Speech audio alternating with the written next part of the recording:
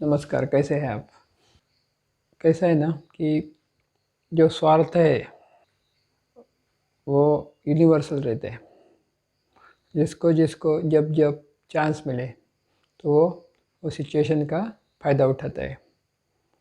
मतलब अभी आदमी जब पुलिस बन जाता है तो उसके हाथ में कायदा आ जाता है, तो वो कायदे का लाभ लेके क्या करता है, करप्शन करता है।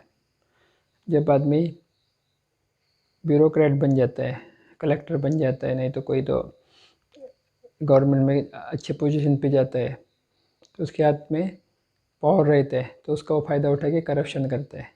मतलब जिधर जिधर अपॉर्चुनिटी है उधर करप्शन किया जाता है। मतलब करप्शन ये यूनिवर्सल फिनोमेनन है, वो एक किसी एक पर्टिकुलर कैटेगरी को लिमिट नहीं करता। फॉर एग्ज़ाम्पल,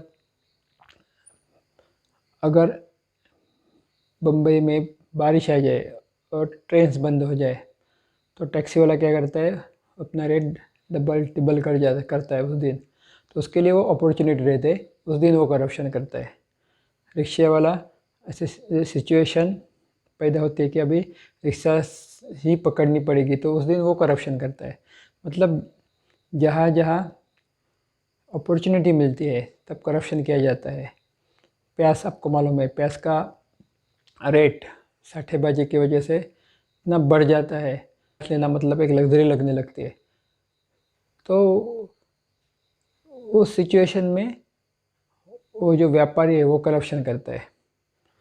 यानी कि करप्शन ये एक यूनिवर्सल फिनोमिनन है। अभी कोरोना की महामारी चल रही है, तो शमशान में लकड़ी देने वाला करप्शन कर रहा है, एम्बुलेंस वाला करप्शन कर रहा है, सिटी स्कैन सेंटर वाला करप्शन कर रहा है, पैथोलॉजी लैब वाला करप्शन कर रहा है। बाद में प्राइवेट हॉस्पिटल में डॉक्टर्स जो है वो तो करप्शन कर रहे हैं, जहाँ ज़रूरत नहीं उसे बहुत ज़्यादा बिल बना रहे हैं। गवर्नमेंट के जो अथॉरिटीज़ है वो गवर्नमेंट सेक्टर में करप्शन कर रहे हैं। तो उसमें एक जगह मैंने ऐसे देखा है कि ऑक्सीजन प्लांट लगा के 2 महीना हुआ, लेकिन उसका जो ट्यूबिंग चाहिए, जो पेशेंट के बेड तक जाना चाहिए, वो अभी तक गया नहीं। क्यों नहीं गया? क्योंकि उसका वर्क ऑर्डर ही नहीं निकाला गया। और क्यों निकाला नहीं गया? क्योंकि जो कमीशन पहुंचना चाहिए पर्टिकुलर अथॉरिटी के पास, वो कमीशन नहीं पहुंचा, इसके लिए उसका वर्क ऑर्डर नहीं निकाला गया। पेशेंट का वार्ड सेकंड फ्लोर पे है, जो लिफ्ट चाहिए, लिफ्ट के पैसे भी सैंक्शन हुए गवर्नमेंट से, लेकिन वर्क ऑर्डर क्यों नहीं निकल रहा है? क्योंकि उसका कमीशन देने वाला अभी एग्री, उनके बीच में जो कोई जो संवाद चल रहा है वो फाइनल स्टेज तक नहीं आ रहा है कमीशन के बारे में। तो मतलब इधर उनको ये सिचुएशन में इनको अपॉर्चुनिटी मिली है, इसके लिए वो करप्शन कर रहे हैं। तो करप्शन पूरे देश में ऐसे जैसे सर से पाँव तक बॉडी में, अभी आपको कोई आपके बॉडी में कोई अगर पॉइज़न हम इंजेक्ट करें तो वह सर से पाँव तक हर पेशी में पहुंच जाता है। वैसा ये देश में करप्शन पूरे सिस्टम में पहुंच गया है, फैल गया है। जिसको जिसको सिचुएशन फेवरेबल हो जाती है वो करप्शन कर ही लेता है। अब ये करप्शन से बचना है तो क्या करना चाहिए? तो उसका एंटीडोट चाहिए। अब एंटीडोट क्या रहता है? ये उसके अगेंस्ट, तो करप्शन का जो मूल है, मतलब वो किस में है? तो करप्शन का मूल तो एक चीज़ में है कि वो उसको हम स्वार्थ बोलते हैं, ग्रीडनेस। वो स्वार्थ कैसे पैदा हो जाता है? उसको वो जीव जो रहता है करप्शन करने वाला, मतलब कोई भी हो, उसको लगता है कि खाली पैसा ही सब कुछ है, खाली मेरा, मैं और मेरा जीवन ही सब कुछ है, उसके पीछे, उसके आगे पीछे मेरे को देख सोचने की ज़रूरत नहीं। तो ऐसी सिचुएशन है, इसके लिए एक बाजू से हम लोग ग्लोबल वार्मिंग की चीख दे रहे हैं और दूसरी तरफ बेशुमार वृक्ष तोड़ हो रही है। ये जो वृक्ष तोड़ कर रहा है उसको लगता है कि ये वृक्ष तोड़ करेगा तो ही मेरा पेट भरेगा, दुनिया गई भाड़ में। तो ऐसा हर आदमी का जो विचार है वो एकदम संकुचित हो गया है। और संकुचित कब होता है? तो उसकी स्पिरिचुअल लेवल बहुत नीचे आ जाती है। स्पिरिचुअल लेवल बढ़ना मतलब क्या? तो व्यक्ति व्यापक और विशाल हो जाना। मतलब मराठी में ऐसे बोलते हैं कि हे विश्वची माझे घर ऐसी मती जायची स्थिर। इसका मतलब है ये पूरा विश्व मेरा घर है, ऐसा जिसको लगता है उसकी मति, उसकी बुद्धि क्या हो गई, स्थिर हो गई है। और हमारी बुद्धि कैसी है, भ्रष्ट है। हमको लगता है क्या, या मेरी फैमिली, मेरा छोटा सा घर मतलब विश्व। तो ये लेवल से अब हमको अगर विश्वची माझे घर मतलब पूरी सृष्टि मेरा घर है, ऐसा इस लेवल तक जाने का है, इतने ये सब बाधा नहीं चढ़ के जाने के है, तो क्या करना चाहिए, इसके लिए हर जीव को साधना करनी चाहिए।